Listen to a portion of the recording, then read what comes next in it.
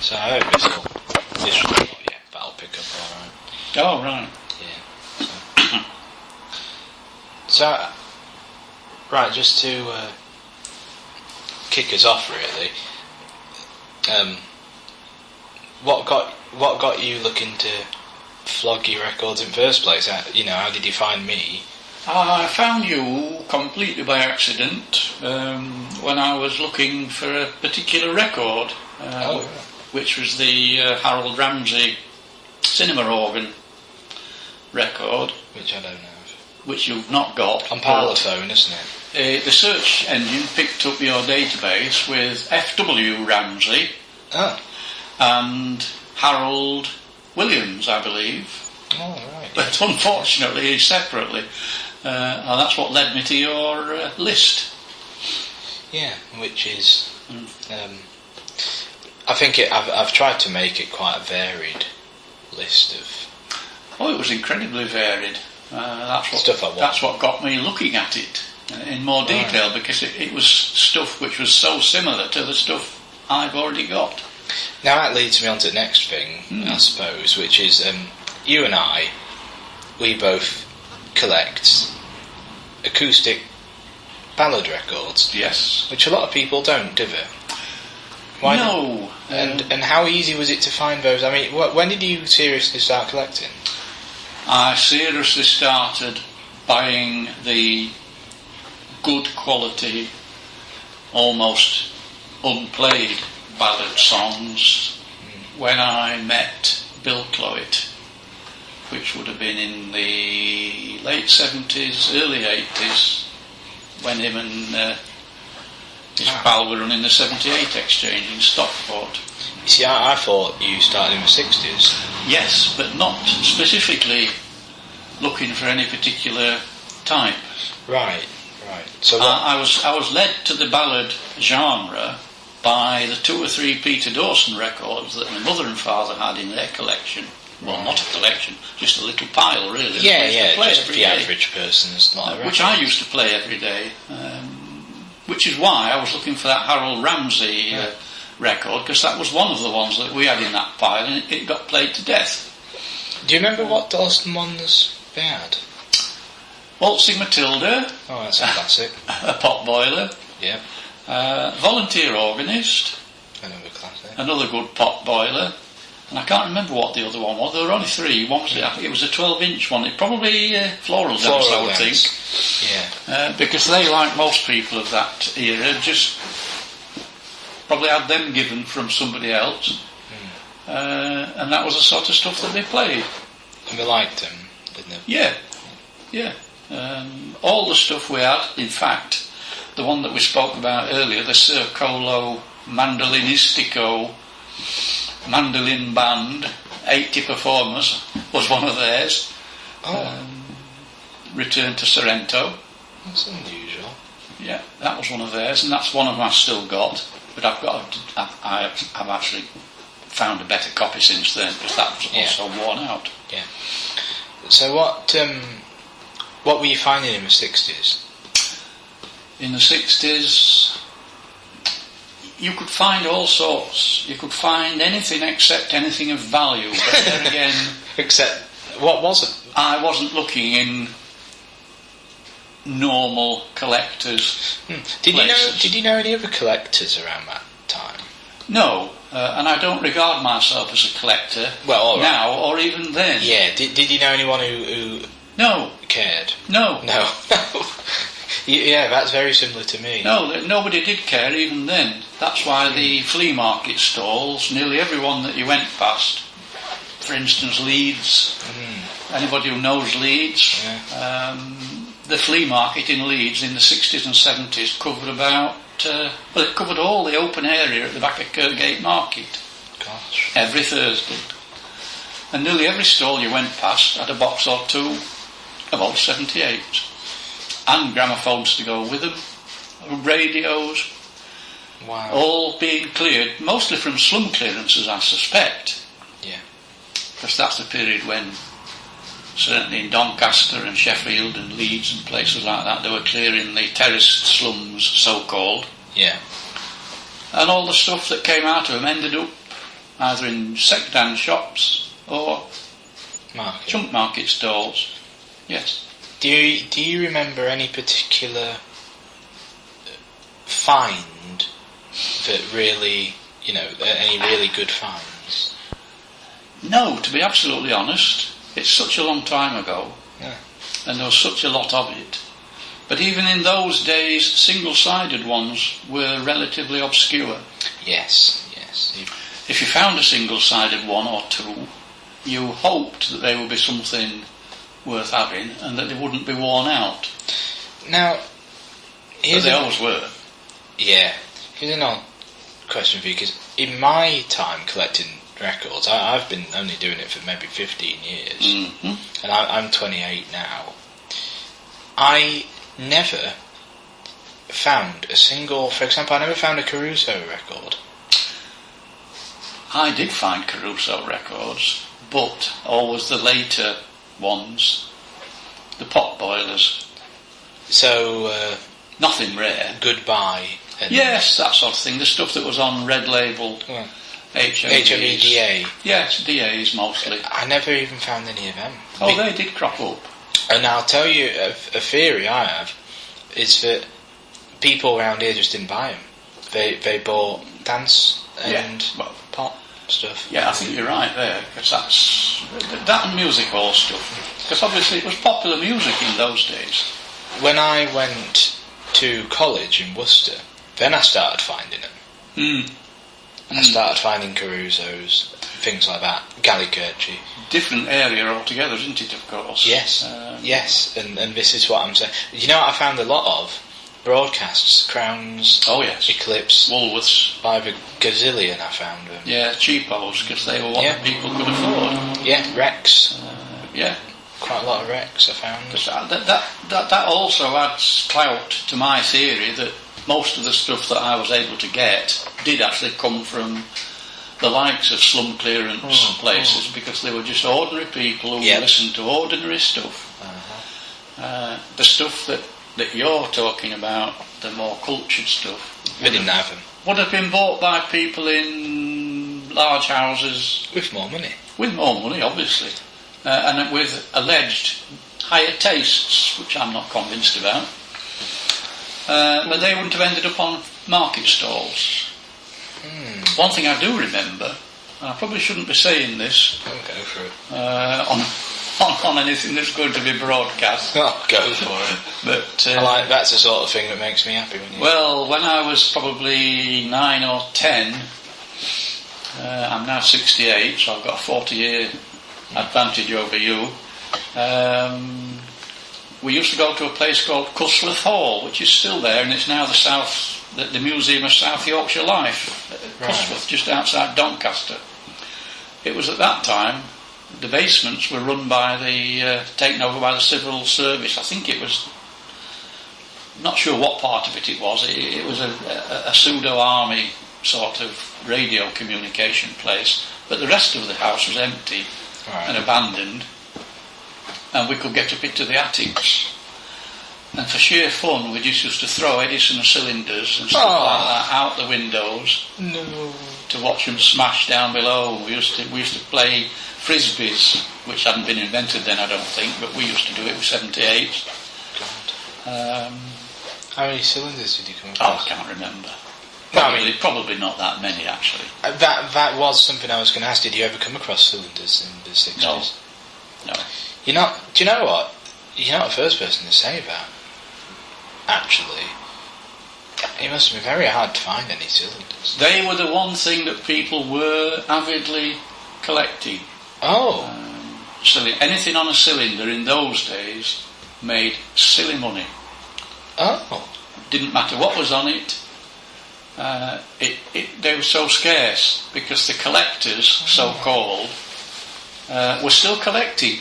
The ones that I brought you, the Dawsons, they came from one particular source who was a collector. He's probably dead by now, but he, like me, was thinning out his collection. Who were it? I can't remember his name. Peter, I know it was called Peter, and I know he lived at Swallow Nest or Aston, which is Sheffield way on. Right. And I know he used to run Mason's Jewellers in Rotherham High Street, but I cannot remember his surname. And he was a cylinder collector? He was a cylinder collector and a Dawson collector. Right. So I assume these were duplicates. Yeah. And they weren't cheap, even in those days. I mean, I'm going back now, it'll be 40 years since I bought those. I think I've still got a letter from him somewhere, so I could probably date it more or less precisely. But I think I paid £5 each for those. Oh, that was proper money then. It was proper money then, but that was the only way you could get cylinders. Any cylinders. Well, good cylinders anyway. It's interesting, Matt, because I just assumed everyone either hung on to them, thought, well, they're Edison cylinders, they're old, but they weren't collectors for him back then. But obviously there were collectors, but unfortunately they kept themselves to themselves. Yes, and that is another very good point. They still do, especially CLPGX people who have garages and barns, absolutely, full of God knows what. Won't let anybody see them. Won't let anybody hear them. That's why I take such a grain of salt with this is the only known copy of this. I reckon I've got. There's a particular. I think I've shown you a Stanley Kirby record. Yes. Leslie Stewart from Montezuma in Montezuma. Yeah. I think it's a man from Laramie. Oh dear. Yes, we played that one. Oh God. And I've asked, and no one else seems to have it. But I bet there's copies of it hanging around. It will be somewhere, but it will be hidden away in a barn or a lock-up that nobody ever gets into.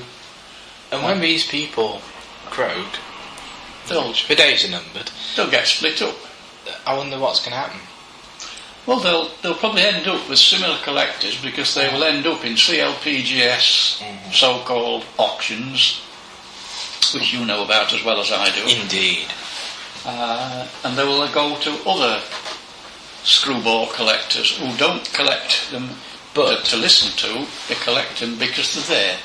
I'd like to mention and get your opinion on this as well, because I'm very curious to see what you think. I've noticed dance band records have gone through the roof. Jazz records, through the roof. Blues records, and it's younger people buying them. I know several collectors, even a couple of girl collectors, under the age of 35, I'd say, right, who are serious collectors of that stuff. What I don't know are any younger collectors of acoustic stuff, opera, ballads, military bands, anything. I know of none, certainly. There's me, and I think I've got the market pretty covered. Oh, I think you've got it nailed down tight round here, certainly, and probably everywhere else. I get 7 or 8 emails a day with record adverts. You know, do you want this? Do you want that? And what I suppose I'm going to ask is, what do you reckon's going to happen when all because let's face it, you've just said, right, all these collections are going to go to CLPGS auctions. Well, they're all getting on. Yeah. Can't imagine the under 40 membership being brimming. It is apparently increasing, but not a lot.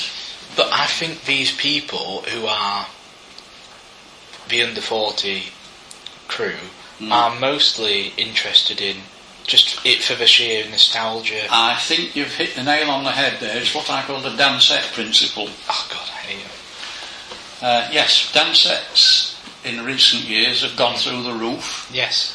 And they're often sold with a small pile of records. Yeah. And the records are probably the ones that you're referring to, jazz, blues, post-war stuff mostly. Post-Second World War, that is. Well, I mean, most of them will be sold with 45s, won't they? Well, and on 45s, but even if they're on 78s. It's the people who are buying these Dansets and finding 78s and 45s and realising, this isn't bad. Yep. I mean, I must say, I don't. I prefer traditional jazz. Yeah. To the sort of stuff that a lot of people call jazz nowadays, and blues. I like it across the board, but I do like swing and traditional stuff. Yeah. A lot. But I think that's what's behind this so-called resurgence, and I think it'll disappear as quickly as it's come, because dance sets now have gone over the top. Yes. Or dance sets and their ilk. Well, I think a lot of it as well is a statement, because they do have that vintage look. I mean, I went to this vintage fair recently, hoping to find some records. Do you know what? I found a box of the most overpriced LPs I've ever come across. Yeah. And some 45s. And right at the back were a bunch of 78s. And the prices of them actually laughed out loud. I mean, like, in front of the stall owner and everything. I'm like, do you really expect to sell some of these? He said, half of them are gone already. There are a lot of people with a lot of money and very little sense. So I've found. Yes. And I think this revival, it's all to do with vintage. It's not to do with actual... It's to do with a living style, I think. Yeah. People have now got the notion that, we'll do our room out in vintage style, in 50s style, or 60s style, or whatever style happens to be current. And then when that style has gone out of fashion again, the stuff will go back down in value, or it'll get hidden away in the loft, like it did before they got it. Look at what happened with the rare label boom. Yes, well... I've bought some astonishing, really, really rare label records off eBay, not for the labels, but for the music. For the music, yeah. And I bought some of them off the person, I was buying them at a fiver from the person who'd originally bought them for 80 quid. Right. I must admit that's a market that I've never got into. I refuse to pay more than about £1 for anything.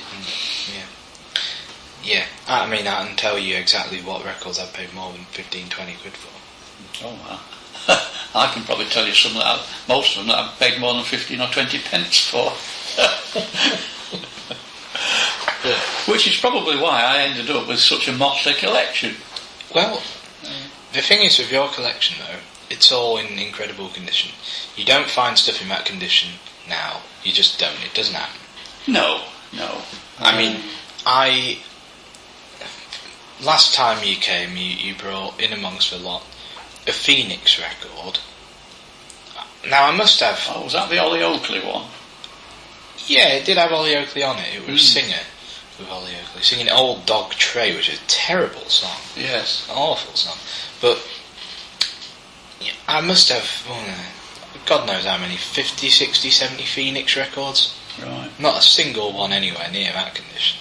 Right. They're all knackered. And I probably didn't rate that one as being very good. Because if it's the one I think it is, it's well seen into. It's not mint.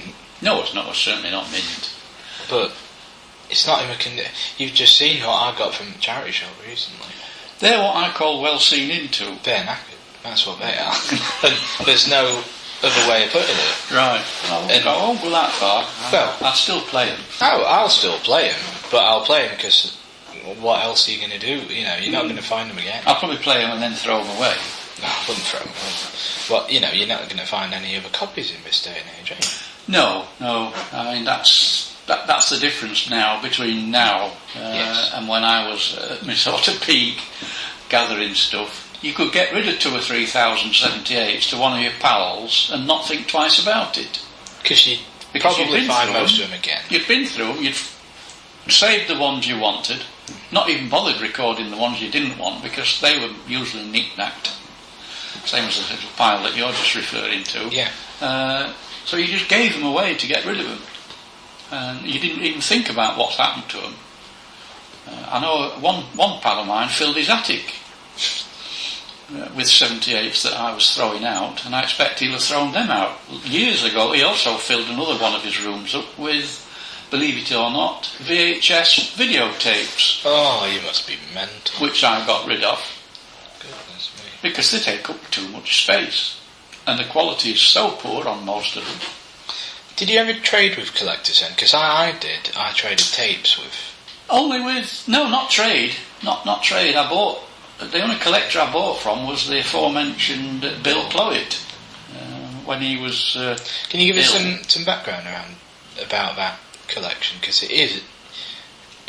Well, to anybody who's never heard of the 78 Exchange as was in Stockport, Lower Hillgate, I believe, it was a famous shop in its time. And also Violet May was another similar one, but that was in Sheffield. They used to, at that time, they used to buy collections or acquire collections, probably before they got to the flea market stage. And they also got all the redundant stock from the various record shops, electrical shops, Curry's stores, likes of those that were closing down, and had rooms and rooms and rooms full of unsold stock. And I suspect that Bill Cloet, who ran the 78 Exchange with his friend Pete, whose surname I never did know, he collected in his own right, pardon me, the ballad stuff that you and I are interested in, particularly Dawson, Right. and particularly the earlier Dearth, you name me, some singer, Robert Radford, all the old Norman Allen, particularly basses and baritones. McKechen, yes. McKechen? That's how that is correct pronunciation of it, apparently. Right. McKechen. I didn't know that. Malcolm McKechen. Yes. And he, like us, had not like us, but certainly like me, did prefer basses and baritones to tenors. So he basically used to cream off all the nice, unplayed, mint stuff, and based his collection on it. He must have bought some incredible things. He will have got most of it for next to nothing. Yeah. As you did in those days, if you were prepared to take a van. Yes. And clear a shop that was either being pulled down or stripped out and renovated, you're welcome to take stuff. It's a bit like church organs nowadays. Well, it's a bit like 78s nowadays. Ah, yes. It still happens. I mean, it not does. Not in that it does. way. But if you're crazy enough to collect organs or build organs, like I also do, if you can get yourself a van with a tail lift and a couple of strong men, you can get an organ every day if you want one from churches that are getting rid of them. What are we replacing them with? Nothing. Backing tracks. They want the space. Well, what do we do for music? Backing tracks. I presume they have a little electronic keyboard, most of them, which a lot of them will do exactly the same job as an organ does in a church, just for backing hymns and things. No, they're available for taking away. We have backing tracks now as witnesses. Exactly. We used to have pianos in our... Most churches prefer the space that's taken up by an organ loft or organ chamber to be organ. To make it into an office or a play area for kiddies. Forgive me if I'm sounding old. But that's where most of them are being cleared. That's why most of them are being cleared now. Or the other reason, of course, is that they need too much money spending to keep the things maintained. So what way do you think it's all going to go then? Do you think 78s will suddenly become valuable old antiques, or do you think we'll just be thrown away? No, I think the status quo will persist. The collectors will collect. Yeah. Which you've never done, have you? Which I've never done. Well, I've collected for the music. You collected Dawson, though. I collected Dawson only for the simple reason that I'd already got so many in such bad condition. But you thought you might as well complete the job. That I thought I might as well complete the job when the collection of Bill Cloet turned up and was made available at a very reasonable price, I have to say. As you've probably seen some of the prices on... You know, for what the records were, they might have seemed expensive 40 years ago, but nowadays... The condition of them. They're a gift. Yeah. So... I'm not sure. I'm not sure what will happen, but I suspect that the collectors will collect, The collectors hoarders will still hoard stuff away. Like I do. And yes, but at least you are making stuff available, and that's one of the greatest things I admire about you, Rob, is that you're putting your records on YouTube and similar places, which I was going to do with my MP3 collection and which never got I'm round now to doing it. with it. I'm sorry? Which I'm now doing. You're now doing it. And as I say, I take my hat off to you because it wants doing.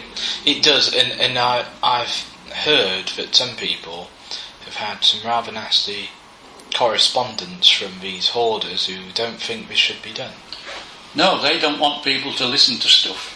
I don't understand that. I don't. What benefit is there of having a record if no one's... Well, I suspect that the people that we're referring to, who shall remain nameless, but collect mainly for the rarity and value...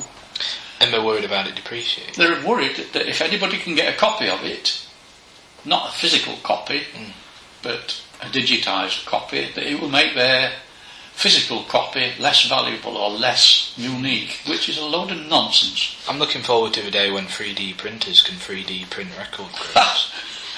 I think you'll be waiting a long time. I don't think I will, actually. I mean, they've tried to do this already with some success with some particular records, but mostly not successful. Unfortunately, at this point in time, the resolution of 3D printers is not sufficient to even make a decent 78 groove. No. Let alone anything else. I'm reminded of Logie Baird, who actually recorded video on a 78, but it was only 30-line video. Yeah. Very, very crude. In fact, those recordings do still exist, fortunately. They could probably be reproduced just about by some 3D methods, although even then I have my doubts. There's a guy in America at the minute called Don, who is making resin copies of Berliners. Right, I've not heard of that one. And your Berliner, the one that... the one that was unplayable. That's gone to him and he's going to try and make a copy. Has it? Yeah. Now that makes my old heart glad. Well, good, it really does. Not a lot else to do. No. It was pretty tanked. Oh, it was an ornament, basically. Did you realise how old it was? No, I thought it was about 1899. 1896. 86, 96. 1896. It was an early one then. Yes. It was an early one. Very. I did play it, and I did get some sounds out of it. Yeah. And they were only just vaguely recognisable as banjos. I'll tell you what. The start of it was just rough. I mean, you couldn't do that. But later on, it does clear up. It gets a little bit better. I played it with one of your cylinder styling. Right. That helped. Yeah, because it would sit on top, I suppose, rather than... yeah. But I think we need to try it on a heavier pickup when we get these up and running. But that's gone to be made a copy of. But what's happening at the minute, which I think is very interesting, and I wonder how you feel about this and how it's going to affect things. From your perspective, what do you think of that? What do you think of people that are able to make copies of things? I think it's superb. Me too. I really do. As long as you know that it is a copy. As long as you know that it's a copy. I mean, there are various people now making new Edison cylinders, which are certainly cylinders. I've got a bit of a problem with that, which is the ones I've had, and I have actually had 6 or 7 of these, have been recorded too loud. Yeah. Way too loud. Yeah. I don't know why that is. I don't, because these were Paul Morris. Yeah, Paul Morris job is. There is another firm in Sheffield. Yeah, Vulcan. That's the one. They're getting very good reviews in the dreaded CLPGX magazine. Doesn't mean a lot though, does it? Well, it means people are buying them, I suppose. Oh yeah, people are buying them, and the people are buying them because, quite frankly, they want to hear things that aren't ballads.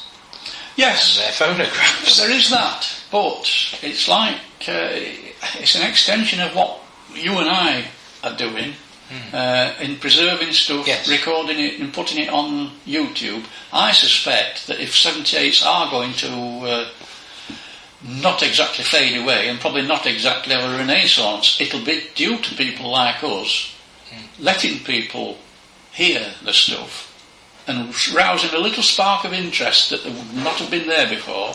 Yeah. And they just might, if we're all keep our fingers crossed, it might bring a few more people back into the fold. I think the way to do it, personally, is remaster and make remastered CDs, because nobody wants to listen to surface noise nowadays. No.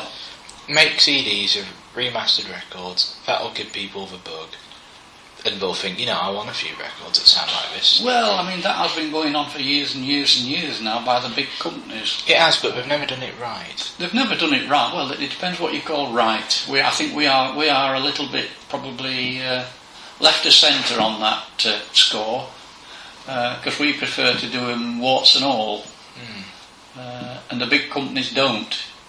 They prefer to make them sound a bit more clinical. I think there has to be a medium, because, I know for a fact that 99% of the people I know just will not put up with surface noise, because to them it's just extraneous. They're the ones who will never get interested in 78s. I don't... As such, I think. Kinda, but they're also the ones who like vintage, retro... I mean, they already want to hear something that's from the 1920s, for example. So that's a start. I think it's more of a fashion icon to a lot of these people. The people who don't like surface noise will say, I'm not listening to that. Sounds like somebody frying eggs and bacon. They're the ones who will never be interested in 78s. They're actually for what they are. Yeah. Maybe you're right. However, we shall have to wait and see on that score. But I do I'm hopeful. think that things like dance band records have gone up in value for the reason that now it's kind of a novelty thing. So 1920s are seen... People don't remember anything about the 20s but flappers. That's right. And stuff like that, So... But it is easy listening. Yeah? It's as easy listening now, really, as it was then. Yeah. You don't have to be an addict for anything to just enjoy a bouncy tune on a dance band. Yeah. Which I think is probably half the reason that they have become slightly more popular, and of course they've become extreme. They've been pushed by the BBC on various programmes, thank goodness. Yes.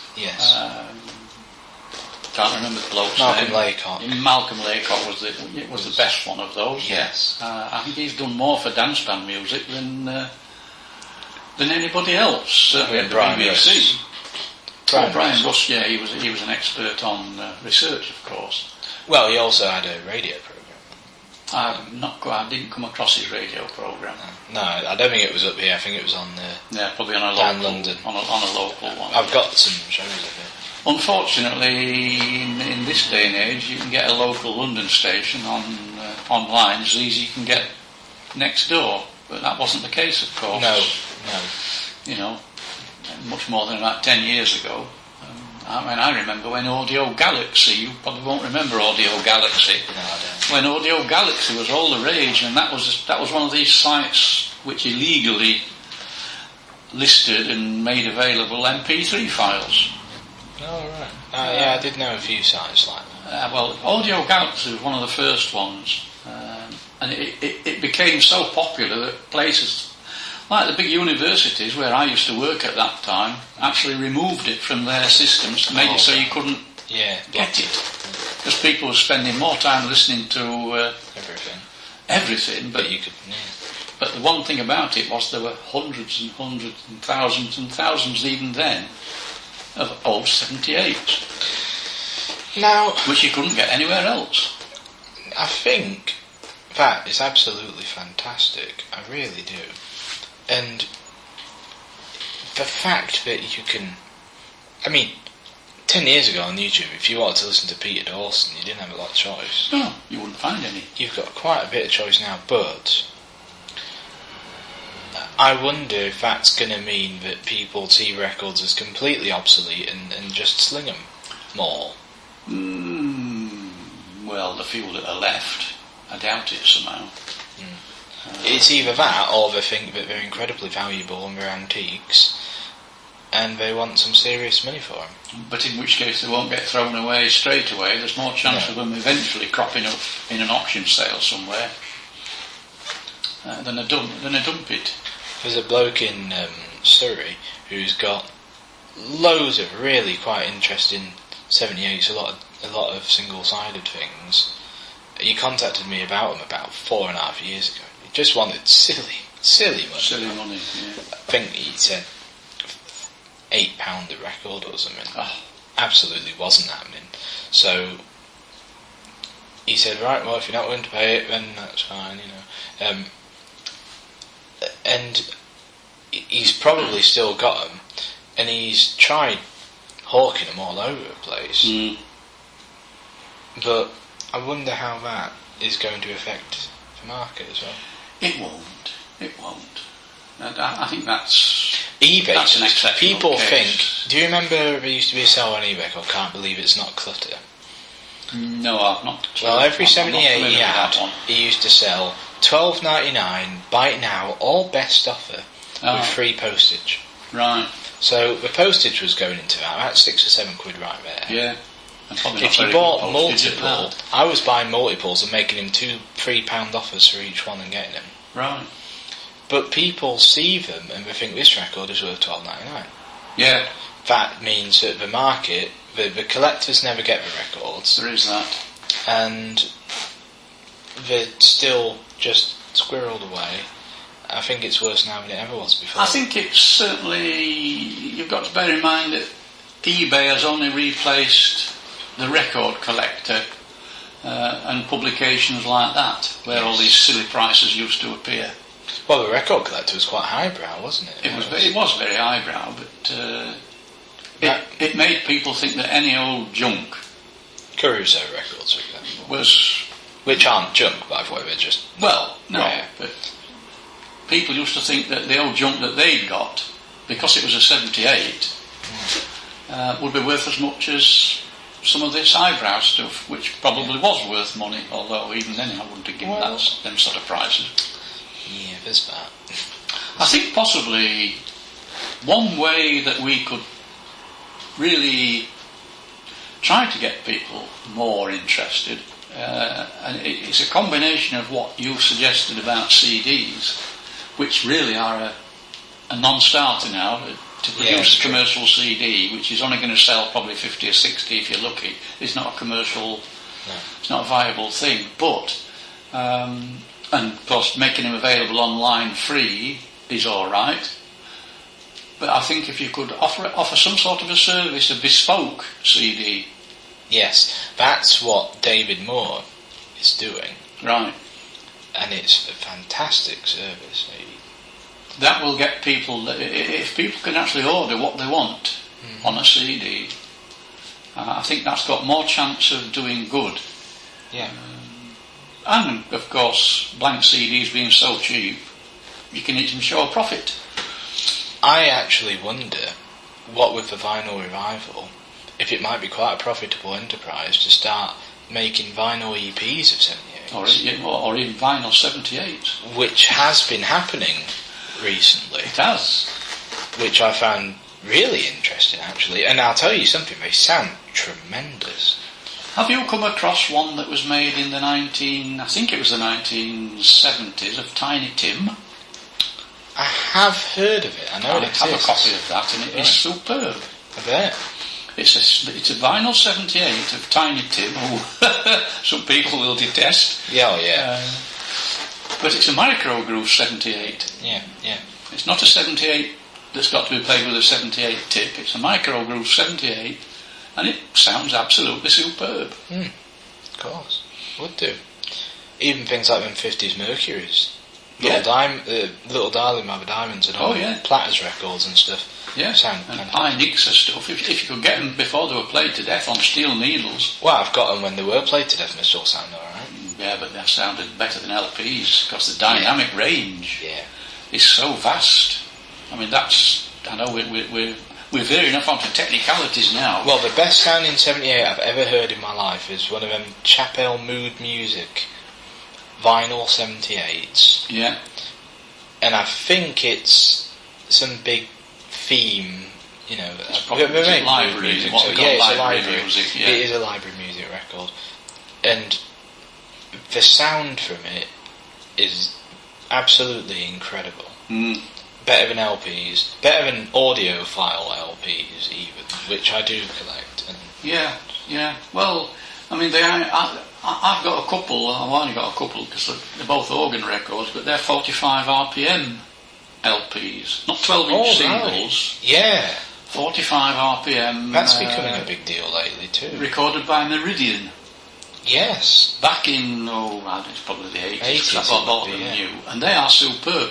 Because the dynamic range, once again, is far greater than the CDs which replaced them. Now, the big thing about CDs when they were first introduced wasn't the actual technical clarity of the sound so much as the increased dynamic range that you could get on them. And the lack of surface noise. And the lack of surface noise, but on good quality LPs that's not a problem to a lot of people. But the dynamic range on an LP is so poor because if the grooves are modulated to a large enough extent to get a large dynamic range, you can't get as much on the record because they've got to be spaced further apart. Right. Now, a vinyl 78 would have twice as much dynamic range as even the best CDs. So that would be the way to push those, I think, if you were going to really push them. I've got American RCA Victor DJ promo discs from the 40s, late 30s maybe even. The sound on them, I think one of them might be a Benny Goodman one. Right. It's got a vibraphone on it. You can hear him hitting the actual the metallic. Yeah. And I've got that, and I've got the English HMV, the same thing. No comparison. Absolutely blows it away. No, the Victor one blows the HMV one away. Yeah, absolutely. Better just quality stomps pressings, over obviously. it. Well, it's a vinyl pressing. Oh right, yeah, of course. Yeah. It just stomps on it. It's like them Indian HMVs. Yeah. Spectacular sound. The unfortunate thing is that from the late 40s onwards, most of the source material was being recorded on magnetic tape. Yes. But still shoved out on scratchy old EMI 78s. Yeah. If only those recordings could be unearthed, if they still exist. Some have been reissued from the original tapes, and they are superb. Yes.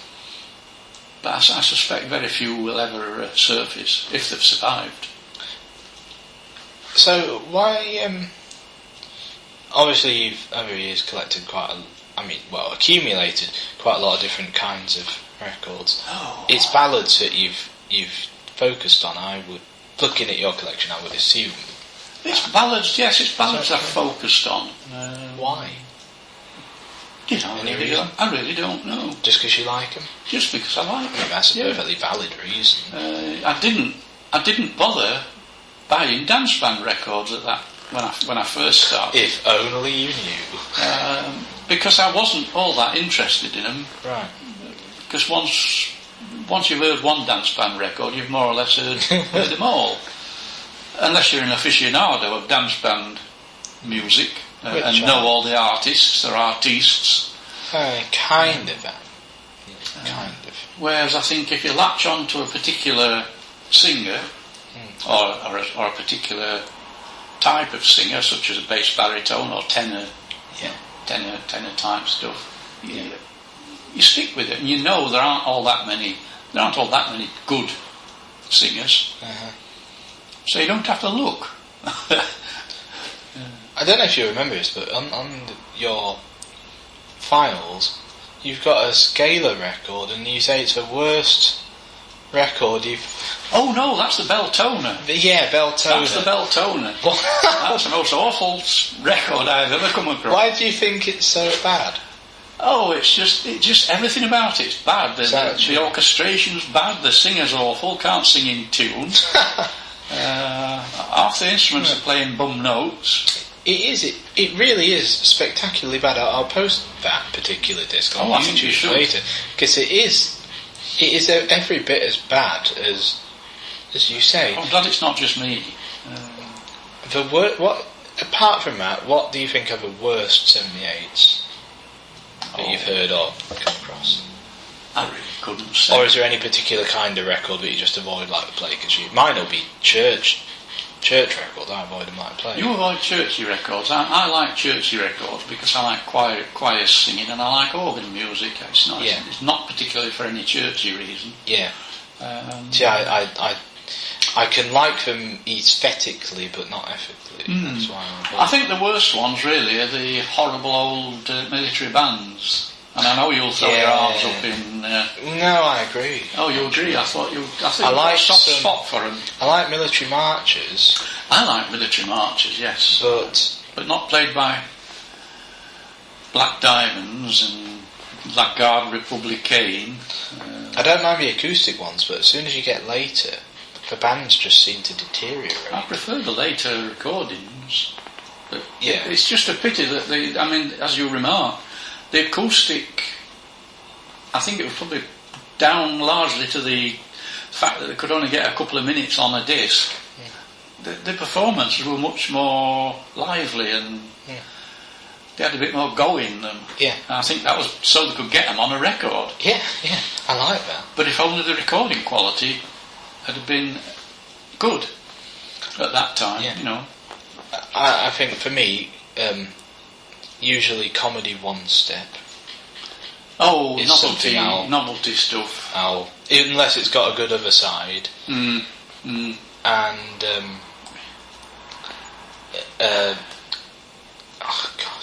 I bought a collection once and it had probably 50 or 60 Salvation Army Regals that I was paid to digitise. Good heavens, yes, I would have paid you to digitise those. They were god awful. No, they're good. Have you still got them? Yeah, somewhere. I would like the transfers of those. Bloody awful. Because Salvation Army Regals and Regal Zonophones are a soft spot of mine. Oh gosh, I think I might even still... I gave the records to, and he probably still got them. Oh, I only want the recordings. Yeah. But they are superb things in my view. But there again, that just shows the difference. Obviously, it's just an opinion. But it's only an opinion. What is it you like about them? I don't know. I just like Salvation Army music. It's got that stately quality about it, I suppose. I don't know what sounds it is. Very Victorian. Oh, I like it for that. It certainly sounds Victorian. I like it for that. Yeah. But I will say this: the cornet ones and the military band ones, I kind of like. Oh, I love them. But there were vocal cornet solos and such as that. Vocal ones that were sung terribly. Yeah. The songs were terrible. The recordings were terrible. The band were terrible. It was just... Some were better than others. Like that Beltona. Or yeah. I've not found any ones as bad as that yet. I think the fact that we can all have our opinions... That's a great thing. And our likes and dislikes is what makes this little hobby of ours so entertaining. Yes, and I think it makes it different from... I mean, I'm not saying this is a really bad thing to do, but collectors of only of jazz records or only of blues records or whatever tend to have the same opinions of particular records and singers and bands. And they don't know what they're missing by just grabbing a load of records and playing them. That's bad. I mean, I'm totally blind. I started collecting 78s because I liked... Well, my grandparents had some, and they were 50s pop records, and I liked them and I grew up with them, but they also had a jazz one, a Jelly Roll Morton. Oh. And that, my granddad still has no idea where that came from. He thinks it was a mate of his who actually left it at his house in the 50s and it just got moved with their records. But that blew my mind. then when I was in hospital, I was given some tapes of jazz artists, Duke Ellington and Bix Beiderbecke and things, that I thought were tremendous, but I didn't like the sound of them on the tapes I wanted for 78, and that got me going. But you couldn't afford back then to just wait until you found a jazz record. No. You had to take everything. And I quickly discovered, for example, that some dance band records actually had quite jazzy accompaniment. Well, a lot of them were ex-jazz band players, of course. Yeah. I remember finding Caravan and... oh gosh, what's the other side to that? Got it in my head, but anyway, Ambrose. It was Cotton Pickers Congregation. I remember finding a copy of that. It was well worn out, but to me it was a jazz record because it had solo work and stuff, and that made sure that everything I bought. Obviously, I can't see, and so I can't tell what the record is by looking at it. So you got to play it. You've got to get them and play them and see what's on them. I discovered all kinds of things that way. I discovered the other side of, I forget which one of Frankie Lane's hit singles was actually a fantastic R&B jazz thing. Oh, right. And, the other sides to things like Lonnie Donegan records were really I don't think Lonnie Donegan records really had B-sides as such. They were all good. Yes, I agree. I'm quite a fan. And, things like that. You'd put one side of a record on, it would be a terrible waltz, and the other side would be something like Clarinet Marmalade. You can't just look at the record and know what's on it. I remember one of the weirdest ones I found. Broadcast, 8-inch broadcast. My Wife Is on a Diet by Sandy Powell has a jazz trombone solo right smack in the middle of it. Yeah. Who'd have thought it? No, you wouldn't. You just wouldn't. But I think we've got to try and get as many people interested as we can. Do you think you have to? Are you a believer in playing everything? I do. Every one of my records that I've ever had was played, no matter how bad it looked or how bad it sounded. It was played, even if only part way through. Yeah. And that's where people go wrong, really. I mean, and the other thing is, people see collections of 12-inch records and automatically think we're going to be classical. Oh, it's going to be classical. Really. I remember finding in a collection of 12-inch records that somebody had sent me a list of, and it was all classical stuff until you got to the end and there was the original Dixieland Jazz Band. And I think that's a really sad thing. You're right. I mean, the last pile that we spoke about earlier before we started this little recording, the last pile that a pal of mine brought me for you, which was full of old stuff that he was sick of tripping over, and it was stuff that didn't interest him, nearly all broken and nearly all damaged. When I got to the last four, what was supposedly classical stuff was actually Stanley Holloway. Classic monologues. Everybody will be familiar with those. They're not particularly rare. Not rare at all in that condition. No. But he dismissed those because they were in a pile of classical stuff. And he hadn't even looked. Yep, that's what happens. And that same little set of Paul Whiteman's are in that same lot. Yeah. I mean, I do collect classical stuff as well. Oh, yeah. 78s. And I think that is a market that seriously is gonna... Well, it has plummeted. I think it'll just go down. No one can be bothered with that anymore. I don't think... I enjoy it. Me, personally, I enjoy it. I used to. Until I found out that more modern recordings are so much better. I like the old ones because they sound like old recordings. And as well as sounding like old recordings, I get to listen to Schubert's Trout Quintet or whatever it is. You know? Yeah. Does that make any sense? Oh, it does. I mean, when I say more modern recordings, I'm still referring to 50s recordings. Yeah. Now that is something which I know this is a little off topic, but Have you noticed the incredible prices that 50s stereo classical LPs are now fetching? Oh yes. And do you, like me, think there's a jolly good reason for that? I know why the reason is because they're such good quality. Yes. Yes, I totally agree. Yes. I'm looking for one myself at this moment. What is that? It's the, I think we mentioned this before, it's the Berlin Philharmonic with Chloe Tarns conducting, recording of Beethoven's Fifth Symphony on white label stereo HMV LP. Are you sure it's HMV? Yes, because I've got it, but it's worn out. It was used as a table mat. Oh, yeah.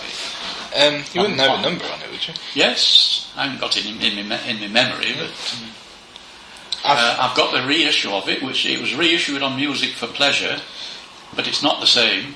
It is the same recording, but it's not the same quality. Why? Why is it not the same quality? It's pathetic. Okay. Why is that? I don't know, but it is. I don't know whether it's the quality of the vinyl, the fact that it's been pressed on a cheap label. Oh, Music for Pleasure. Classics for Pleasure, not. Oh, sorry. I thought you were talking about the new 180 gram. No, because there is one, you know. This is the Classics for Pleasure. Right. They were all reissued in different couplings. Ah, well, they were from the gazillion stamp of copies, weren't Probably. they? I must admit, I have a lot of CFP because some of them are wonderful. They're good, but they're not as. They don't hold a candle to that 1957 or 8. That's very interesting because I don't think I've ever had I've never been able to afford any late 50s stereo stuff. The only one I've got is the RCA demonstration record with what's on that, Pericomo's on it.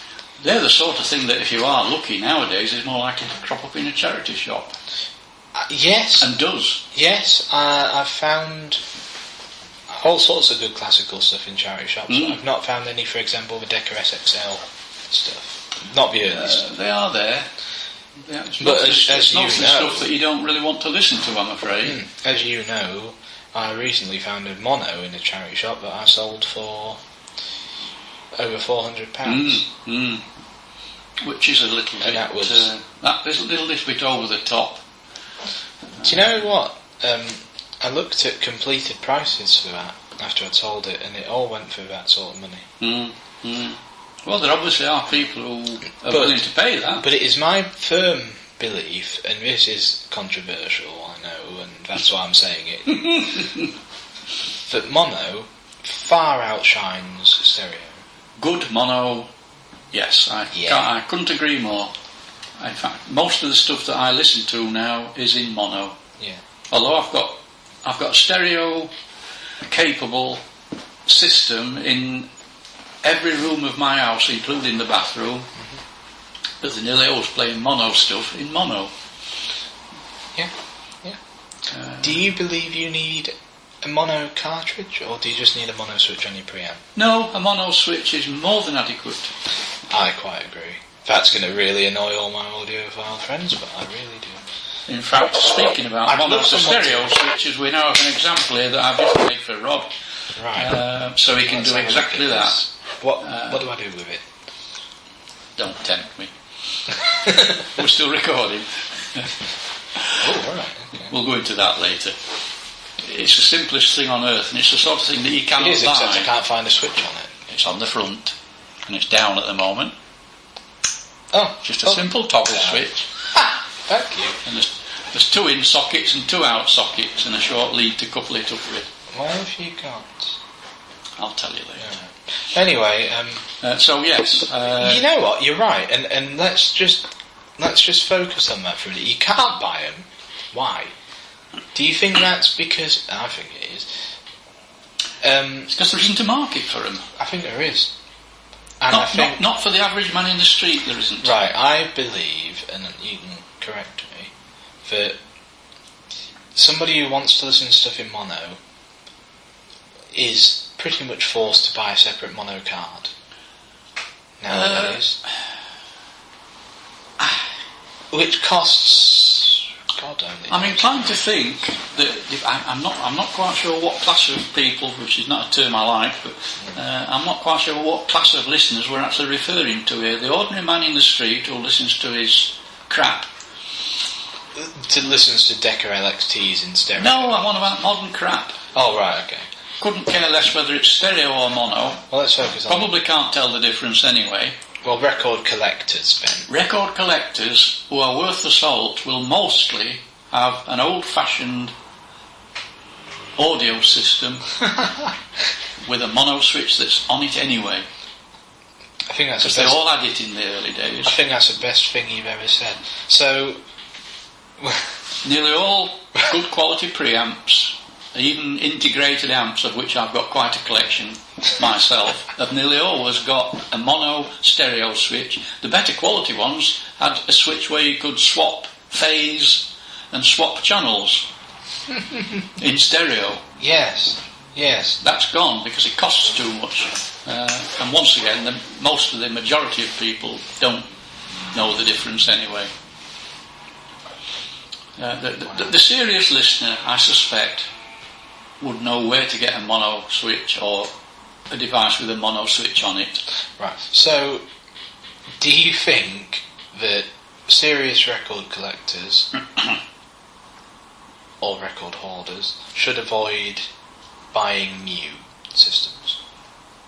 Oh, certainly nowadays, because there aren't any new systems that are really capable of doing justice to 78s and even early LPs, really. So, why do you think the audiophile market, quote unquote, is so huge with with new record playing devices that are so expensive? These audiophiles that you're referring to are not necessarily 78 files. Yes, that's a good point. I think anybody who's predominantly wants to play 78s or even slightly worn LPs, which are usually a bit crackly and hissy, wouldn't spend money on audiophile equipment. Right. And if they did, it wouldn't sound as good as their old-fashioned equipment that they'd thrown out. Which is possibly why I can get rid of all my stuff without even trying if I decide to, because there's always somebody who will buy old hi-fi equipment. Right, so for serious 78 collectors, the problem now. What you're saying is serious 78 collectors need old machines. Not necessarily old machines, but not modern. Right. Good quality, mid-range speakers, good quality bookshelf speakers if you can find them, of the Wilfdale, what am I talking about? Wharfdale, Goodman's, that sort of ilk. Are perfectly good speakers, better than most of the stuff you can get now. Take up a little bit more space, to be fair, but are usually bomb-proof. You can couple them up to any old 70s, 80s or even 90s Sony, Sansui, whatever hi-fi amplifier, and they will sound £1 million. Yeah, I do agree with that. Compared to the audiophile stuff, which that's a different side. Well, if you get me going on that subject, you'll never stop me. Playing 78s on audiophile grade equipment is pretty pointless. It's completely and utterly pointless. But, okay, let's say you've just bought, first time buyer who wants to just pick up LPs from charity shops and whatnot and wants to be able to play them and have them sound good. LPs, not 78s, what should we get? Should we get something with a mono switch on it, or should we buy a new setup? I know it'll sound sacrilege to so-called audiophiles, but I think to anybody who really wants to just experiment with 78s and LPs and 45s and all kinds of records and all kinds of discs, buy one of the cheap or cheaper ion type or whether there are various manufacturers, the little decks that transfer to a USB memory stick, they nearly all come with only an LP needle, but nowadays they nearly got 78 speed on. Again, you can buy a 78 stylus to clip on in place of the LP one, so you can play 78s with the proper sized 0.25, although that's an arguing point, 0.25mm tip. And they're as good as anything for somebody who doesn't want to spend a lot of money. Yeah, I'd agree with that. Just to get into it. Just to start. But we're going to listen to 78s in stereo, aren't we, with that? They are going to listen to 78s in stereo. And I'll give you my own experience, because I had one of those for years. Well, for a start, no variable speed. So if you've got an 80 RPM Columbia... Oh, you're stuck. But for another thing, I genuinely didn't realise how good 78s could sound, because I listened to them in stereo and they sounded like rubbish. The sort of 78s that we're looking at, predominantly at the moment, which is acoustics and pre-First World War One, pre-Second World War ones that have been well played, will sound awful in stereo. Actually, everything did. All the 1930s and 40s. Well, the later stuff wouldn't be quite so bad. The 50s stuff, which is what a lot of people cut the teeth on now. When it I comes to 78s. I did. Of course, once it's recorded to a USB stick, then you can it can be converted to mono on your laptop or tablet or PC via the media player that you play them back through. Yeah. So the fact that they're actually played it on the first instance in stereo and recorded in stereo is not necessarily a drawback. Yeah, true. And it's a start, isn't it? Yeah. And then the next step up from that, I suppose, would be to get an amp and some decent speakers and a nice vintage thing like a Garrett or a Lenko. Yeah, which are starting to go a bit crazy in price. They certainly are, the Lenkos are. Well, I bought one actually last week for 30 quid.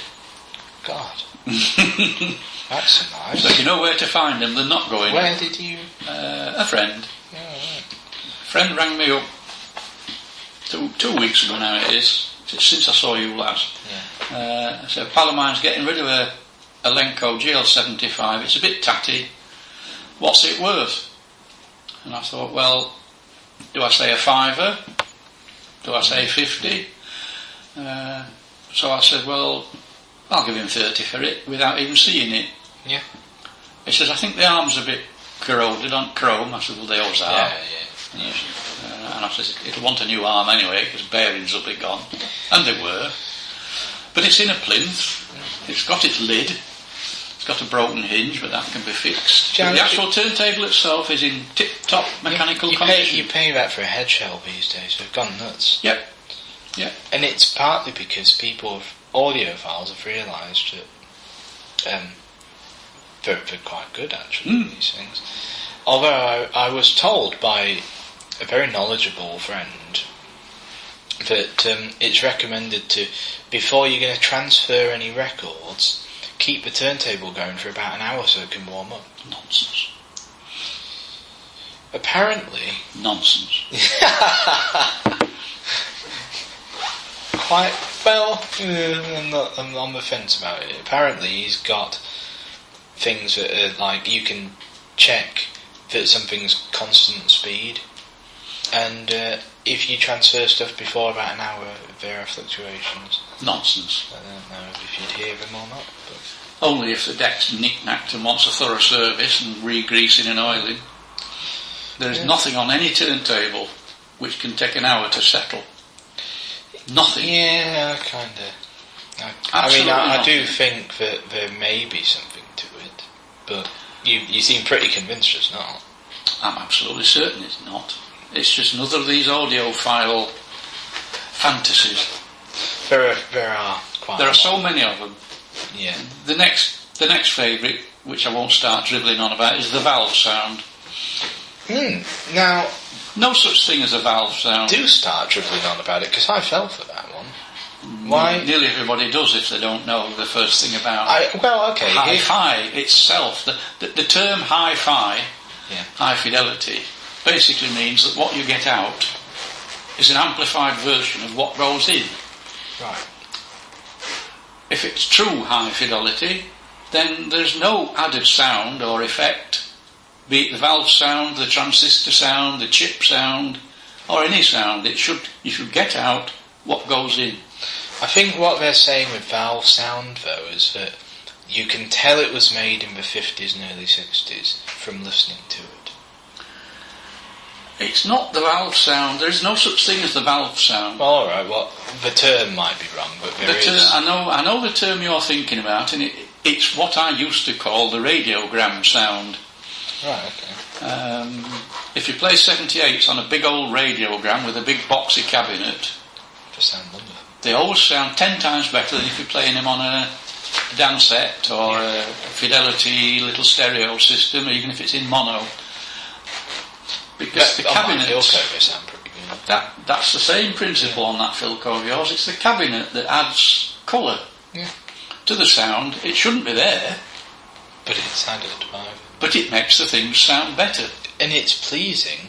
It's a pleasing sound. It's a pleasing sound, especially on the sort of material that we're talking about. Mm-hmm. If you're listening to the latest digital recordings of some chamber music or whatever takes your fancy these days, you wouldn't want to play it on a machine like that or a system like that because it wouldn't sound right. Mm-hmm.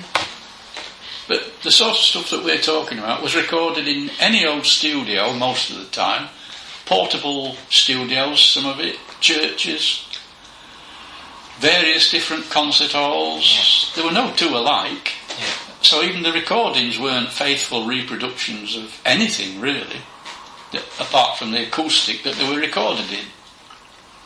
So, you don't think a valve sounds real, do you think with the acoustic recording sound, like the early acoustical recordings made with horns, pre-25? They're bound to be different. They're bound to be different because they're lacking so much. Yeah. They lack any frequencies below about 100 hertz. But do you think that's what makes them good? I mean, I don't know. It's what makes them different. I love that about them. It was particularly suitable to certain voices. Yeah. Mainly bass baritones, contraltos, mezzos.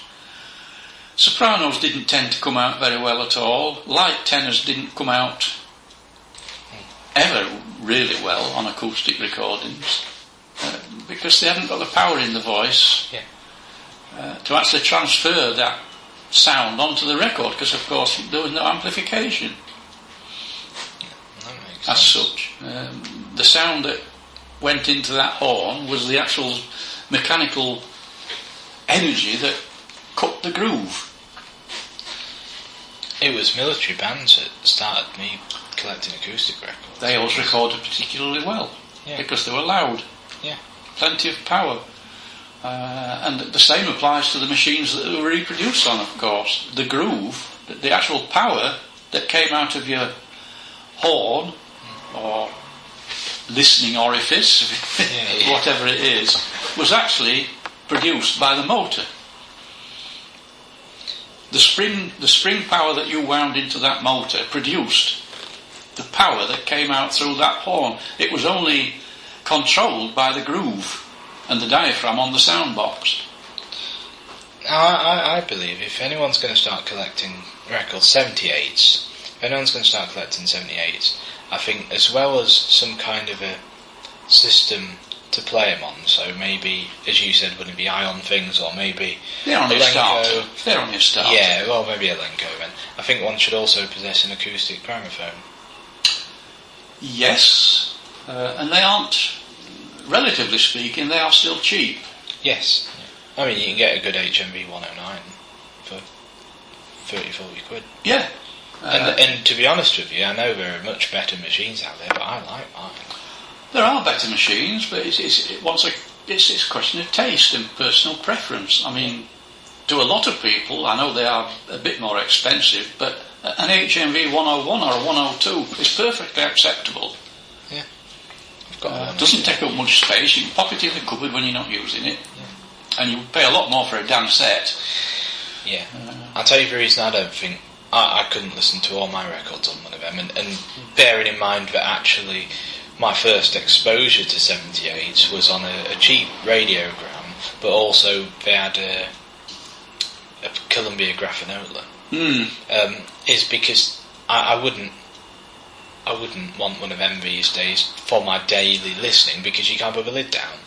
No. And you can hear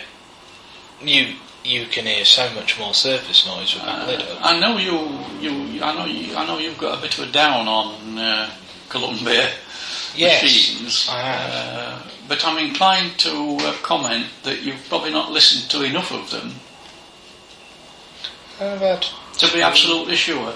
No, I'm not. I'm still learning. After 68 years, I'm still learning what machines are good and which machines are bad. I'm not sure. I mean, I think that for a start, I've had 3 Columbia machines. They've all been portables. Every one of them, the arm has been way too heavy on. And probably all more worn out after 60 or 70 years of being used and being stored away. I don't think it's fair to judge any machine. Well, it's not fair to judge a brand or a company just by until you've heard the ones that are good, that are in good condition. I bet the Columbia radiograms are good. I've only ever had one Columbia radiogram, and I must admit that was a load of tat. But it was a cheap one. The thing is, with Columbia, the records are fantastic. I don't know why the machines wouldn't be. I suspect possibly the machines. Well, I know from some small research I've done that the Columbia sound boxes were basically designed to play Columbia records at their best. Which, as you remark, Columbia records were good and didn't have a lot of surface noise. But even then, in my limited experience, Columbia records sound better on an HMV machine with an HMV soundbox than with a Columbia machine with a Columbia soundbox. Right. Depends on the condition once again. We're talking portables here. Yeah. Which were never the best quality. No. But for somebody who hasn't got a lot of money and a lot of space, a cheap portable would do. It would until you can get something like a 109. To see if you like 78s or not. Yes, let's face it. It will. Any person who's going to start just scratching about, for want of a better way of putting it, with 78, might not like them. No. So if they don't spend a fortune, they don't get rid of the stuff again. I think the essential thing to be doing, if anyone were looking to start a collection of vintage records, go to auction houses. Yes, but be wary. Yes. Check what you're getting. Unfortunately, the people who are running the auction houses often don't know. No. First thing about the first thing about them. A classic example of this was about 6 weeks ago at Elite Auctions out there. I've named it. In Wakefield. Oh, yes. Where there were 2 Edison cylinder players. Floor standing cylinder players, both sold. One went for, I think, £70, one went for just under 100.